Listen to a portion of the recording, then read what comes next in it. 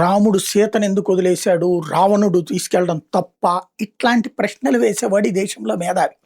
అంతే తప్పించి ఈ దేశంలో నిజం మాట్లాడేవాడు దుర్మార్గుడి కింద చిత్రీకరించబడుతున్నారు.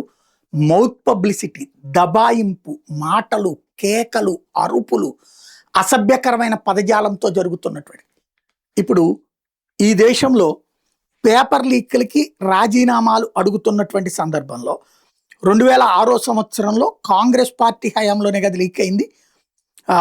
ఏదైతే ఎయిమ్స్ ఎంబీబీఎస్ పేపర్, 2009లో Haryana teacher recruitment paper leak అయింది కదా, 2011లో ఏఐఈఈ పేపర్ లీక్ అయింది కదా, 2011లో యూపీపీఎస్సీ పీసీఎస్ పేపర్ లీక్ అయింది, 2012లో ఎయిమ్స్ ఎంబీబీఎస్ పేపర్ లీక్ అయింది, 2012లో railway group D recruitment leak అయింది, 2012లో టీఎన్పీఎస్సీ, 2012లో ముంబై యూనివర్సిటీ, 2012లో జమ్మూ కాశ్మీర్ మెడికల్ అడ్మిషన్, 2012లో అన్నా యూనివర్సిటీ, 2013లో కర్ణాటక పియూసీ, 2014లో సిబిఎస్ఈ క్లాస్ 12 ఫిజిక్స్, 2015లో యూపీపీసీసీఎస్, 2021లో ఆర్ఈఈటీ, 2022లో జేఎస్ఎస్సి సిజిఎల్, 2022లో బీహార్ రిక్రూట్మెంట్, 2023లో రాజస్థాన్ ఎస్ఐ రిక్రూట్మెంట్, 2023లో బీహార్ టీచర్ రిక్రూట్మెంట్, 2024లో జార్ఖండ్ సిజిఎల్. ఇవన్నీ ఇప్పుడు ఈ సంవత్సరాల్లో కూడా ఇవన్నీ ఐఎన్డిఏ పాలిత రాష్ట్రాలు.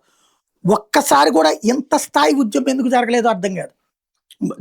ప్రధానమంత్రులు రాజీనామా చేసేయాలి, రాష్ట్రపతులు రాజీనామా చేసేయాలి, హోంమంత్రులు రాజీనామా చేసేయాలి, కేంద్ర మంత్రులు రాజీనామా చేసేయాలన్నది ఇక్కడ వీటిట్లో ఎక్కడ ఆ స్థాయిలో బీజేపీ ప్రతిపక్షంలో ఉంది. అటు అన్ని చోట్ల కూడా ఎక్కడ ఈ స్థాయిలో చేయలేదు గొడవ.